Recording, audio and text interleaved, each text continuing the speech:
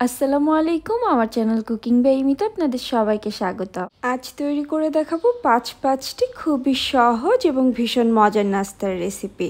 এই নাস্তাগুলো যেমন খুবই অল্প সময় আর অল্প কিছু উপকরণে তৈরি করে নেওয়া যায়, আর এগুলো খেতেও কিন্তু খুবই মজার হয়। আশা করছি আমার সবগুলো রেসিপি আপনাদের ভালো লাগবে। এখন কথা না বাড়িয়ে আমি পুরো রেসিপিতে চলে যাচ্ছি। আজ তৈরি করব খুবই মজার একটি রেসিপি, তবে এটা যেমন খেতে অনেক বেশি মজার, তার থেকেও অনেক বেশি স্বাস্থ্যকর। ছোট থেকে বড় সবার খুবই পছন্দ হবে আর খুব ইজিলি আপনারা তৈরি করে নিতে পারবেন। এটাকে ডিমের হালুয়া বা বরফিও বলতে পারেন, যেটাই বলেন না কেন খেতে কিন্তু অসাধারণ হয়। ডিমের হালুয়া তৈরি করার জন্য প্রথমে একটা বড় বোলে আমি 5টা ডিম ভেঙে নিচ্ছি। আমি 5টা ডিম দিয়ে তৈরি করছি, তবে আপনারা চাইলে কিন্তু ডিমের পরিমাণ কমিয়ে বাড়িয়ে এখানে ইউজ করতে পারবেন। সেক্ষেত্রে সব কিছুর পরিমাণ কমিয়ে বাড়িয়ে নিতে হবে। এর সাথে খুব সামান্য একটু লবণ দিয়ে দিয়েছি, আর দিয়ে দিচ্ছি হাফ কাপ চিনি। মিষ্টিটাও চাইলে কিছুটা কমিয়ে বাড়িয়ে ইউজ করতে পারবেন। এখন এই সব কিছুকে একসাথে খুব ভালোভাবে আমি একটা হ্যান্ড উইস্ক দিয়ে ফেটে নিচ্ছি। যখন সব কিছু একসাথে খুব ভালোভাবে মিশে গিয়েছে, এখন এর সাথে দিয়ে দিচ্ছি তরল দুধ। আমি 3 কাপ দুধকে জাল করে 2 কাপ করে নিয়েছি, আর এটা এখন রুম টেম্পারেচারে আছে। এখানে কিন্তু গরম দুধ ইউজ করা যাবে না, তাহলে ডিমটার সাথে সাথে জমাট বেঁধে যাবে। আর আমি এখানে দুধটা কিছুটা ঘন করে ইউজ করেছি, এতে এটার টেস্টটা আরও কিছুটা বেড়ে যাবে। তবে আপনারা ঘন না করতে চাইলে হাফ কেজি তরল দুধ জাল করে সেটাও ইউজ করতে পারেন। সব কিছু একসাথে খুব ভালোভাবে মিশিয়ে নেওয়ার পর সম্পূর্ণ মিশ্রণটাকে আমি একটা প্যানে ঢেলে নিয়েছি, আর চুলার আঁচটাকে জ্বালিয়ে চুলার আঁচটাকে এখন মিডিয়াম লোতে রেখে এটাকে অনবরত নেড়ে নেড়ে জাল করে নিব। আর এটাকে অনবরত নেড়ে নেড়ে জাল করতে হবে, নাড়া বন্ধ করা যাবে না। নাড়া বন্ধ করলে এটা জমাট বাঁধতে শুরু করবে। অনবরত নাড়তে নাড়তেই কিছুক্ষণের মধ্যে দেখবেন এটা এরকম দানা দানা হয়ে এসেছে। তবে নাড়া বন্ধ করা যাবে না, এটাকে এভাবে অনবরত নাড়তে হবে। আমি এভাবে এটাকে 5 থেকে 6 মিনিটের মতো জাল করে নিচ্ছি। 5-6 মিনিট এটাকে জাল করে নেওয়ার পর এখন এর সাথে একটা কর্নফ্লাওয়ারের মিশ্রণ দিয়ে দিচ্ছি। আমি 2 টেবিল চামচ তরল দুধের সাথে 2 চা চামচ কর্নফ্লাওয়ার খুব ভালোভাবে মিশিয়ে নিয়েছি, আর হাফ চা চামচের মতো ইয়েলো ফুড কালার দিয়ে দিয়েছি। এতে খুব সুন্দর একটা কালার আসবে, তবে আপনারা দিতে না চাইলে না দিলেও চলবে। এখন কর্নফ্লাওয়ারের এই মিশ্রণটা দিয়ে এটাকে খুব ভালোভাবে নেড়ে নেড়ে আরও 5-6 মিনিট জাল করে নিব। কর্নফ্লাওয়ারের এই মিশ্রণটা দিলে কিন্তু এটা অনেক বেশি সফট হয়ে যাবে, তখন খুব ইজিলি আপনারা এগুলোকে বরফির মতো তৈরি করে নিতে পারবেন। আর যদি বরফি শেপে তৈরি না করে হালুয়ার মতো তৈরি করতে চান, তাহলে এই কর্নফ্লাওয়ারের মিশ্রণ দেওয়ার কোনো প্রয়োজন নেই। ফ্লেভারের জন্য দিয়ে দিচ্ছে হাফ চা চামচের মতো এলাচের গুঁড়া। আপনাদের হাতের কাছে না থাকলে 2টো এলাচ থেতো করে ইউজ করতে পারবেন। সব কিছুকে আবারও খুব ভালোভাবে মিশিয়ে জাল করে নিচ্ছি। আরও 5-6 মিনিট জাল করে নেওয়ার পরে দেখে নিশ্চয়ই বুঝতে পারছেন এই মিশ্রণটা কিন্তু এখন অনেকটাই মসৃণ হয়ে এসেছে। তবে কর্নফ্লাওয়ারের মিশ্রণটা না দিলে কিন্তু এটা অনেকটাই দানা দানা থাকতো। এই পর্যায়ে এর সাথে দিয়ে দিচ্ছি ভরে ভরে 5 টেবিল চামচ ঘি। দেশি খাঁটি ঘিটা ইউজ করেছি। এই ঘিটা আমি তৈরি করেছি, এটারও একটা রেসিপি আমার চ্যানেলে আছে, চাইলে দেখে নিতে পারবেন। লিঙ্ক ডেসক্রিপশন বক্সে দেওয়া থাকবে। ঘি দিয়ে এটাকে এখন আবারও খুব ভালোভাবে নেড়ে নেড়ে জাল করে নিতে হবে। চুলার আঁচটাকে খুব বেশি বাড়িয়ে নিইনি, মিডিয়াম রেখে এটাকে জাল করে নিচ্ছে। আরও বেশ কিছুক্ষণ জাল করে নেওয়ার পরে ডিম দুধের এই মিশ্রণটা কিন্তু এরকম ঘন হয়ে ডোয়ের মতো হয়ে এসেছে, আর এটা কিন্তু পুরোপুরি প্যানের গাও ছেড়ে দিয়েছে। যখন এরকম প্যানের গা ছেড়ে দিবে তখন বুঝতে হবে এই মিশ্রণটা তৈরি হয়ে গিয়েছে। এটাকে এখন চুলা থেকে নামিয়ে আমি একটা প্লেটে সেট করে নিচ্ছি। প্লেটটাতে আগে থেকে কিছুটা ঘি লাগিয়ে রেখেছি, এতে খুব ইজিলি বরফিগুলো উঠে আসবে। তবে আপনারা বরফির মতো কাটতে না চাইলে কিন্তু এটাকে এভাবে হালুয়া হিসেবেও সার্ভ করতে পারেন। প্লেটে খুব ভালোভাবে স্প্যাচুলার সাহায্যে সমান করে নিয়েছি। এখন এটা পুরোপুরি ঠান্ডা হওয়া পর্যন্ত অপেক্ষা করছি। এটা এখন পুরোপুরি ঠান্ডা হয়ে গিয়েছে। এখন আমি এটাকে পিস করে কেটে নিচ্ছি, আর আপনারা আপনাদের পছন্দ মতো যে কোনোভাবে এটাকে কেটে নিতে পারেন। ডিমের এই হালুয়াটা তৈরি করতে খুব বেশি সময় লাগে না, তবে খেতে কিন্তু খুবই মজার আর অনেক বেশি স্বাস্থ্যকর। ছোট থেকে বড় সবার খুবই পছন্দ হবে। রেসিপিটি অবশ্যই ট্রাই করতে পারেন, আর ট্রাই করলে কেমন লাগলো আমাকে কমেন্ট সেকশনে জানাবেন। এখন এটা সার্ভ করার জন্য একদম রেডি। আজকের এই সহজ এবং মজার রেসিপিটি যদি আপনাদের কোথাও একটুখানিও ভালো লেগে থাকে, প্লিজ আমার চ্যানেলটি সাবস্ক্রাইব করে রাখবেন। ঘরে থাকা অল্প কিছু উপকরণ দিয়ে খুব সহজ একটি নাস্তার রেসিপি আজ তৈরি করে দেখাবো। এটা তৈরি করা যেমন খুবই সহজ, খেতে কিন্তু তার থেকে অনেক বেশি মজার হয়। বিকেলের নাস্তার জন্য বা চায়ের সাথে কিন্তু এটা একদম পারফেক্টভাবে জমে যাবে। আর এটা তৈরি করে আপনারা বেশ কিছুদিন সংরক্ষণ করেও রেখে দিতে পারবেন। আমি আশা করছি আমার আজকের রেসিপিটি আপনাদের ভালো লাগবে। নাস্তাটা তৈরি করার জন্য প্রথমে এখানে একটা বড় বোলে নিয়ে নিচ্ছি 1/3 কাপ চিনি। এর সাথে দিয়ে দিচ্ছি 3 টেবিল চামচ তরল দুধ। এখানে আমি জাল করা দুধটা ইউজ করেছি আর এর সাথে দিয়ে দিচ্ছি খুব সামান্য একটু এলাচের গুঁড়া। হাতের কাছে এলাচের গুঁড়া না থাকলে একটা এলাচ থেতো করে ইউজ করতে পারেন, এতে সুন্দর একটা ফ্লেভার আসবে। এখন এই সব কিছুকে ভালোভাবে একটু মিশিয়ে নিচ্ছি। সব কিছুকে ভালোভাবে মিশিয়ে নেওয়ার পর চিনিটা যখন কিছুটা গলে এসেছে এর সাথে দিয়ে দিচ্ছি 1/4 কাপ সুজি। সুজি দিলে কিন্তু এই নাস্তাটা অনেক বেশি মুচমুচে হবে। সুজি দিয়ে এখন এটাকে ভালোভাবে একটু মিশিয়ে নিচ্ছে আর সুজি দেওয়ার পর এটাকে 10 মিনিটের জন্য এভাবে রেস্টে রেখে দিব, এতে সুজিটা কিছুটা সফট হয়ে আসবে। 10 মিনিট হয়ে গিয়েছে আর সুজিটা দুধটা কিছুটা সোক করে নিয়েছে। এখন এর সাথে দিয়ে দিচ্ছে খুব সামান্য একটু লবণ আর 2 টেবিল চামচ ঘি। ঘি দিলে এটাতে দারুণ একটা ফ্লেভার আসে, তবে আপনারা ঘি দিতে না চাইলে ঘিয়ের পরিবর্তে এখানে সয়াবিন তেলও ইউজ করতে পারবেন। 2 টেবিল চামচ ঘি দেওয়ার পর এটাকেও ভালোভাবে একটু মিশিয়ে নিয়েছি। এখন দিয়ে দিব মেন উপকরণ 1 কাপ ময়দা। ময়দা দিয়ে এখন এটাকে খুব ভালোভাবে মেখে একটা ডোয়ের মতো তৈরি করে নিব। আমি চামচ দিয়ে কিছুটা মিশিয়ে নিচ্ছি। এখন চামচটাকে রেখে হাত দিয়ে এটাকে খুব ভালোভাবে মেখে একটা ডো তৈরি করে নিতে হবে। আর যেহেতু এটা এখন অনেক বেশি ড্রাই, আমি অল্প অল্প করে দুধ দিয়ে এই ডোটা তৈরি করে নিব। দুধটা কিন্তু একবারে দিতে যাবেন না, তাহলে এটা নরম হয়ে যেতে পারে। আমি খুবই অল্প অল্প করে দুধ দিয়ে এটাকে মেখে নিচ্ছি।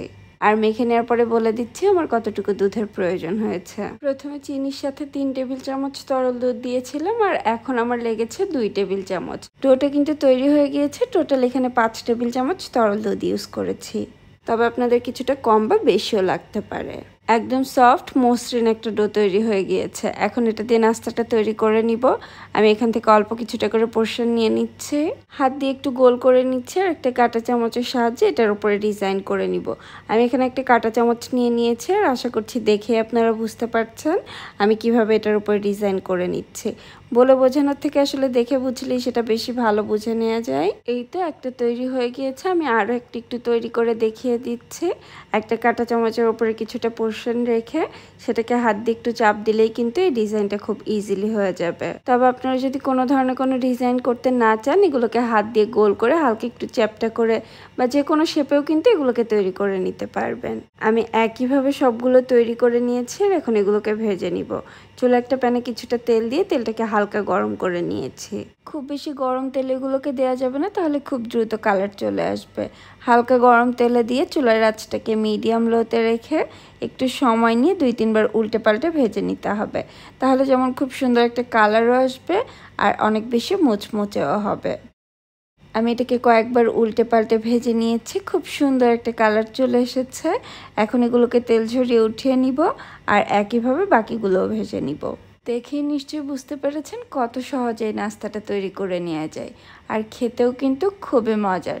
বাচ্চাদের কিন্তু আপনারা অন্য যে কোনো শেপেও তৈরি করে দিতে পারেন, এতেও কিন্তু তারা অনেক বেশি পছন্দ করবে।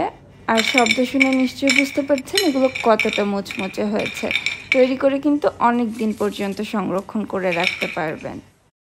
রেসিপিটি বাড়িতে একবার হলেও ট্রাই করতে পারেন আর ট্রাই করলে আমাকে কমেন্ট সেকশনে জানাতে ভুলবেন না আপনাদের কেমন লাগলো। যারা সহজ সহজ নাস্তার রেসিপি তৈরি করতে চান তাদের আশা করছি অনেক ভালো লাগবে। আজকের এই রেসিপিটি খুবই অল্প কিছু উপকরণ দিয়ে তৈরি করে নেওয়া যায় আর যাদের বাসায় ছোট বাচ্চা আছে তাদের তো খুবই পছন্দ হবে। এখন কথা না বাড়িয়ে আমি পুরো রেসিপিতে চলে যাচ্ছি। নাস্তাটা তৈরি করার জন্য প্রথমে এখানে আমি 3টা মিডিয়াম সাইজের আলু সেদ্ধ করে নিয়েছি। চেষ্টা করবেন একটু ড্রাই করে আলুগুলোকে সেদ্ধ করে নেওয়ার জন্য, যেন এটাতে পানি না থাকে। এখন এই আলুগুলোকে কাঁটা চামচের সাহায্যে ভর্তা করে নিব। আপনারা চাইলে হাত দিয়েও ভর্তা করে নিতে পারেন, তবে খেয়াল রাখতে হবে যেন একদম মিহিভাবে ভর্তা হয়, যেন এটার ভেতরে কোনো ছোট বা বড় অংশ রয়ে না যায়। আমি আলুগুলোকে খুব ভালোভাবে ভর্তা করে নিয়েছি। এখন এর সাথে দিয়ে দিচ্ছি স্বাদ মতো কিছুটা লবণ, 1/2 চা চামচ দিচ্ছি চিলি ফ্লেক্স, 1/2 চা চামচ গোলমরিচের গুঁড়া। আপনারা চাইলে যে কোনো একটা মরিচও ইউজ করতে পারেন, চাইলে এখানে লাল মরিচের গুঁড়া বা কাঁচা মরিচও ইউজ করতে পারেন। দিয়ে দিচ্ছি বেশ খানিকটা ধনিয়া পাতা কুচি আর দিচ্ছি 1/3 কাপ কর্নফ্লাওয়ার। হাতের কাছে কর্নফ্লাওয়ার না থাকলে কর্নফ্লাওয়ারের পরিবর্তে এখানে চালের গুঁড়া ইউজ করতে পারেন। আর দিয়ে দিচ্ছি বেশ খানিকটা মোজারেলা চিজ। চিজ দিলে এটার টেস্ট কিন্তু অনেক গুণে বেড়ে যায় আর ছোট বাচ্চা থাকলে তারা তো অনেক বেশি পছন্দ করে, তবে হাতের কাছে না থাকলে স্কিপও করতে পারেন। এখন এই সব কিছুকে একসাথে খুব ভালোভাবে মেখে আমি একটা ডোয়ের মতো তৈরি করে নিব। আমি প্রথমে এখানে 1/3 কাপ দিয়েছিলাম কর্নফ্লাওয়ার, আমার আরও 2-3 টেবিল চামচের মতো কর্নফ্লাওয়ারের প্রয়োজন হয়েছে, তবে আপনাদের কম বা বেশিও লাগতে পারে। মেখে নেওয়ার সময় সেটা আপনারা বুঝতে পারবেন। ডোটাকে তৈরি করে নেওয়ার পর এখন এর সাথে 1 চা চামচ দিয়ে দিচ্ছি সয়াবিন তেল। তেলটা দিয়ে আবার একটু ভালোভাবে মেখে নিচ্ছি। এখন এই ডোটাকে চাইলে কিন্তু আপনারা একবারে বেলে নিয়েও ছোট ছোট পিস করে কেটে নিতে পারেন। আমি এটাকে 2 ভাগে ভাগ করে তারপরে বেলে নিব। একটা ভাগ নিয়ে বেলে নিচ্ছে। আর বেলে নেওয়ার জন্য এখানে কোনো আটা বা ময়দা ইউজ করা যাবে না, কিছুটা তেল লাগিয়ে নিয়েছি। তেল লাগিয়ে এটাকে বেলে নিচ্ছি। আর এটাকে কিন্তু খুব বেশি পাতলা করে বেলা যাবে না, একটু মোটা করে বেলে নিতে হবে। আমি বেলে এটাকে পিস করে কেটে নেওয়ার পর আপনাদের দেখিয়ে দিচ্ছি আমি কতটা মোটা করে বেলেছিলাম। এটাকে বেলে নেওয়ার পর এখন এটাকে ছোট ছোট পিস করে কেটে নিব। আর আপনারা কিন্তু আপনাদের পছন্দ মতো যে কোনো শেপে বা যে কোনো সাইজে এটাকে কেটে নিতে পারেন। আমি এটাকে 4 কোনা করে কেটে নিচ্ছি। তারপর এটাকে ছোট ছোট পিস করে কেটে নিব। আর সাইডের যে অংশটা আমি উঠিয়ে নিয়েছি সেটাকে আবার একইভাবে বেলে পিস করে কেটে নিতে হবে। এই তো তৈরি করে নিয়েছি। আমি একটু ছোট ছোট পিস করে এগুলোকে কেটে নিয়েছি। আমি একটু দেখিয়ে দিচ্ছি, দেখে নিশ্চয়ই বুঝতে পারছেন এটাকে খুব বেশি মোটা বা খুব বেশি পাতলা করে বেলিনি। একইভাবে বাকিটুকু বেলে সেগুলোকে পিস করে কেটে নিয়েছি। এখন এগুলোকে ভেজে নিব। চুলা একটা প্যানে বেশ খানিকটা তেল দিয়ে তেলটাকে গরম করে নিয়েছি। খুব বেশি গরম করিনি, মিডিয়াম গরম তেলে এগুলোকে ভেজে নিতে হবে। বেশ কিছু একসাথে দিয়ে দিয়েছি। আর চুলার আঁচটাকে মিডিয়ামে রেখে একটু সময় নিয়ে কয়েকবার উল্টে পাল্টে এগুলোকে ভেজে নিচ্ছি। কিছুটা ভাজা হতে হতেই দেখবেন এগুলো তেলের ওপরে উঠে আসতে শুরু করবে। আলুর এই নাস্তাটা তৈরি করতে যেমন খুব অল্প কিছু উপকরণ লাগে, তৈরি করতেও খুব বেশি সময় লাগে না, তবে খেতে কিন্তু খুবই মজার আর অনেক বেশি মোচমোচা হয়। আমি এগুলোকে কয়েকবার উল্টে পাল্টে গোল্ডেন ব্রাউন করে ভেজে নিয়েছি। এখন তেল ঝরিয়ে এগুলোকে উঠিয়ে নিব আর বাকিগুলো একইভাবে ভেজে নিব। বিকেলের নাস্তার জন্য একদম পারফেক্ট। আর বাসায় ছোট বাচ্চা থাকলে তো কথা নেই, তাদের খুবই পছন্দ হবে। রেসিপিটি ট্রাই করতে পারেন। আর ট্রাই করলে কেমন লাগলো আমাকে কমেন্ট সেকশনে জানাতে ভুলবেন না। আজ তৈরি করে দেখাবো সামোচার রেসিপি, তবে একটু ভিন্ন ধরনের, দেখেই নিশ্চয়ই বুঝতে পারছেন। একদম গোলাপ ফুলের মতো এগুলো দেখতে, যদিও দেখতে বেশ ঝামেলার মনে হচ্ছে, তবে তৈরি করা কিন্তু খুবই সহজ আর খেতেও কিন্তু ভীষণ মজার হয়। এভাবে বাড়িতে একবার ট্রাই করতে পারেন, আশা করছি বারবার এভাবেই তৈরি করবেন। আর আমার আজকের রেসিপিটি যদি কোথাও আপনাদের কাছে একটুখানিও ভালো লেগে থাকে, প্লিজ আমার চ্যানেলটি সাবস্ক্রাইব করে রাখতে ভুলবেন না। এখন কথা না বাড়িয়ে পুরো রেসিপিতে চলে যাচ্ছে। প্রথমে চামচের ভেতরের পুরটা তৈরি করে নিব। আমি চুলা একটা প্যান বসিয়ে নিয়ে নিচ্ছি 1 টেবিল চামচ তেল।